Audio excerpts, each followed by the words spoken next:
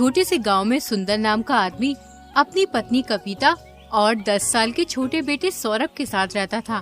सुंदर का गरीबी के मारे बुरा हाल था। उसके घर में कई दिन भोजन नहीं बनता था। एक दिन गांव में एक आदमी मिठाई बेचने आता है। बड़ी दूर से आए हैं, प्यार का तोहफा लाए हैं, अपना लो या ठुकरा दो भैया, हम तो मिठाई लाए हैं। खाओगे एक बार तो मांगोगे बार बार, मिठास भरी है इसमें, सबको भाएगी ये मेरे यार। देखते ही देखते मिठाई खरीदने वालों की भीड़ लग जाती है। कविता और उसका बेटा सौरभ अपने घर के दरवाजे के बाहर बैठे हुए होते हैं। मिठाई वाले को देखकर सौरभ अपनी माँ से कहता है, माँ देखो ना, सब मिठाई खरीद रहे हैं, मुझे भी मिठाई दिलवाओ। बेटा मेरे पास पैसे नहीं हैं, जब ये अगले हफ्ते मिठाई बेचने आएगा तब मैं तुझे मिठाई दिलवाऊंगी। नहीं, मुझे अभी मिठाई चाहिए। आप मुझे हर बार यही कह के बहका देती हो कि अगली बार दिलवाऊंगी। सौरभ अपनी माँ से मिठाई लेने के लिए जिद करने लगता है। कविता गुस्से में आकर सौरभ के 2 थप्पड़ मारकर अंदर ले जाती है।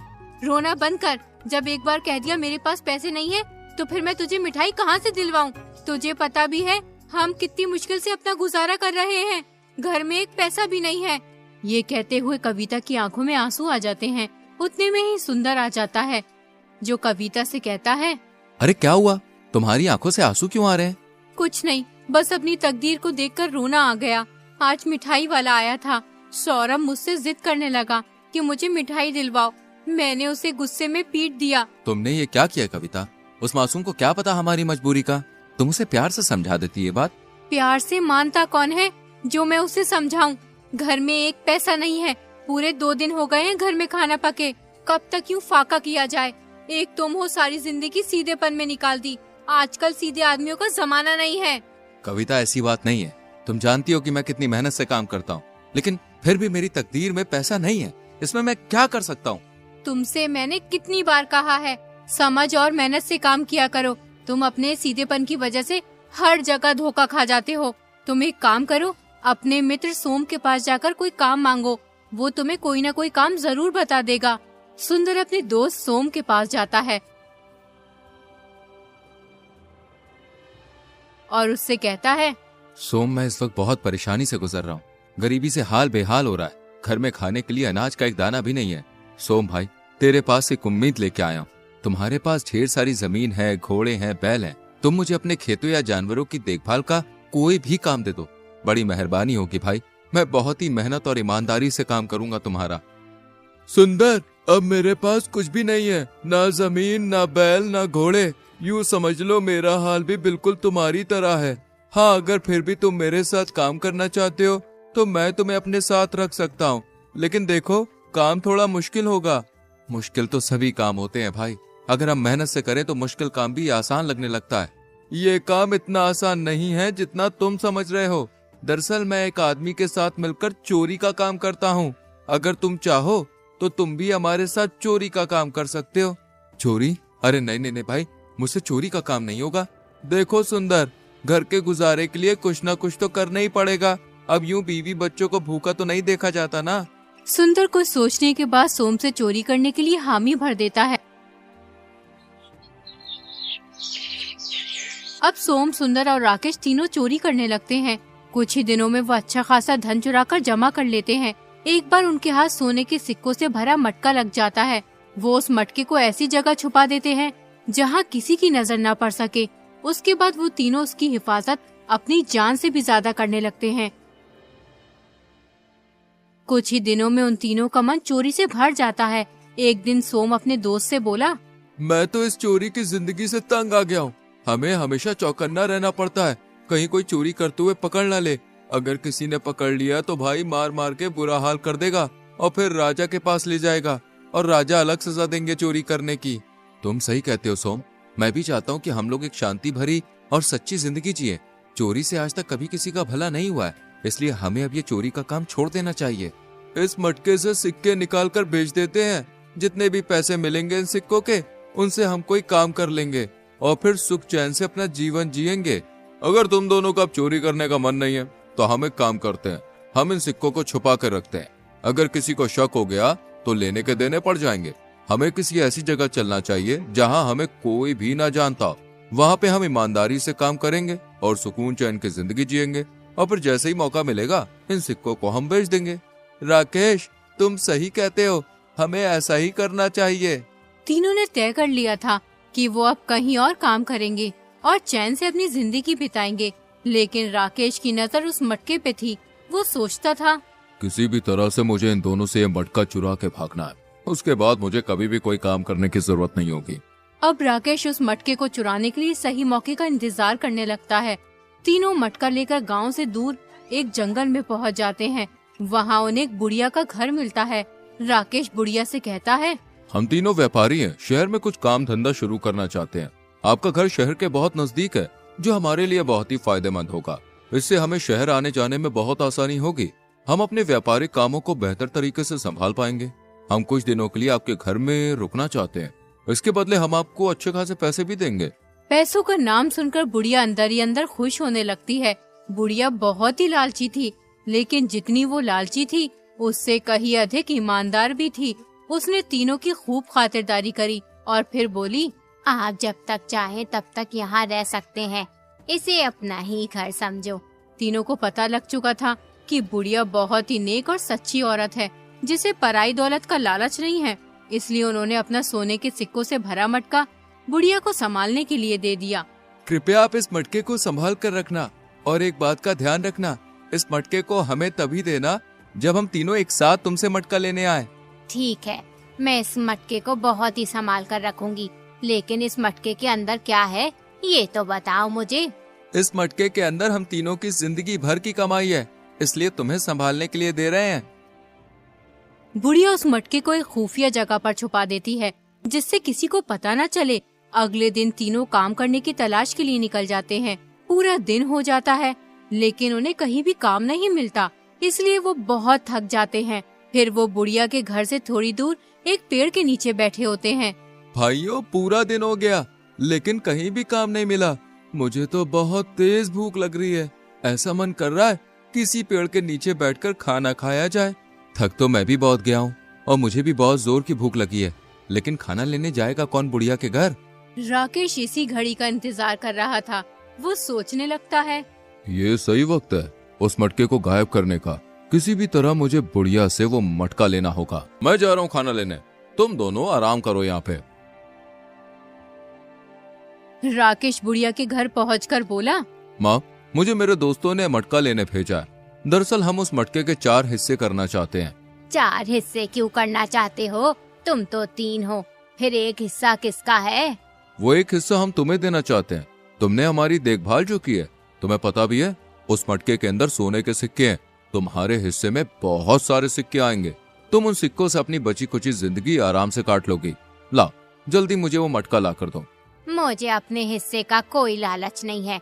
मैं तुम्हें मटका तभी दूंगी जब तुम तीनों एक साथ मेरे पास मटका लेने आओगे।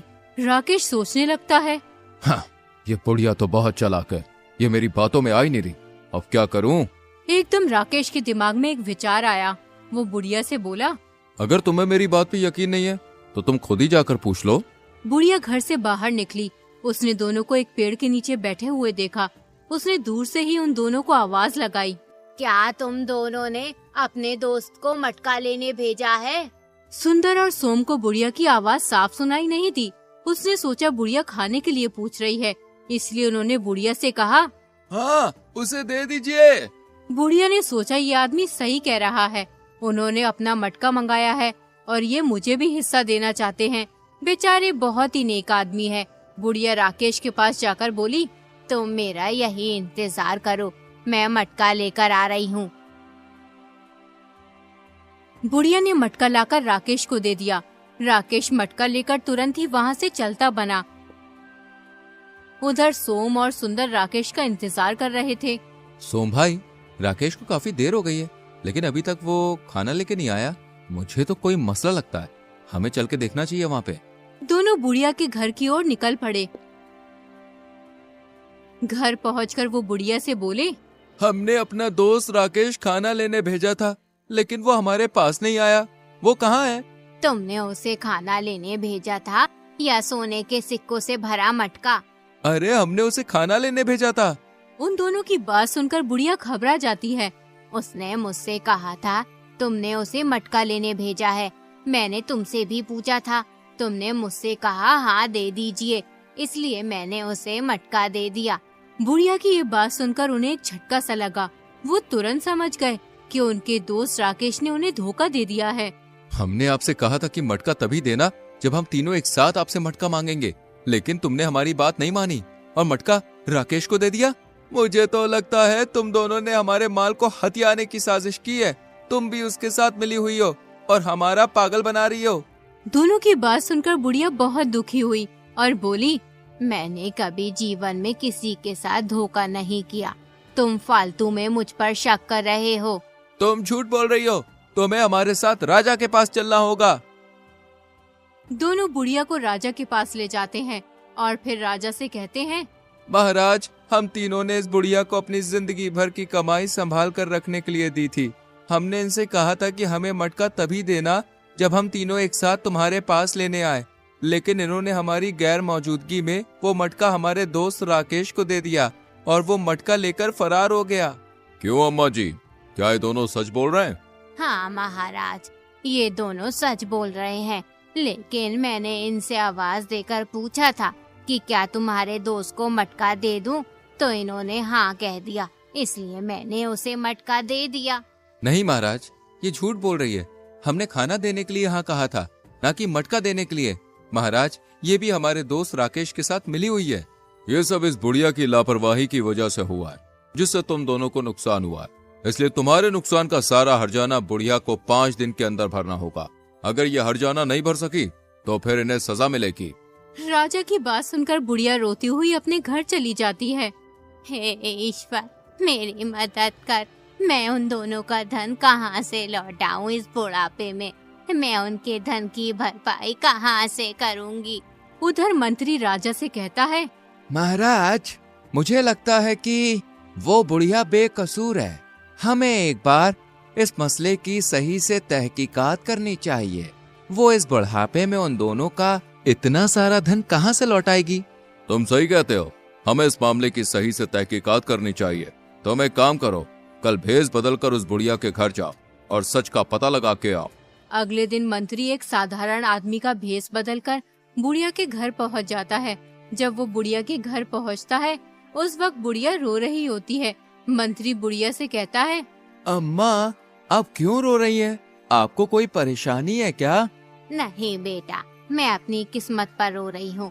मैंने हमेशा दूसरों का भला चाहा, उस भलाई का मुझे आज ये अंजाम मिल रहा है।